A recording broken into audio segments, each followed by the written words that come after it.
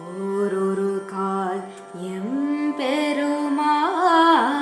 என்றென்றே நம் பெருமான். ஓரொரு கால் எம்பெருமான் என்றென்றே நம் பெருமான். சீரொரு கால் வாயோவாள் சித்தன் களி கூற. சீரொரு கால் வாயோவாள் சித்தன் களி கூற.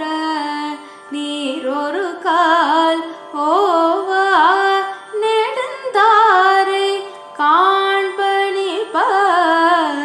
பாரொரு கால் வந்தனையாள் விண்ணோரை தான் பணியாள்.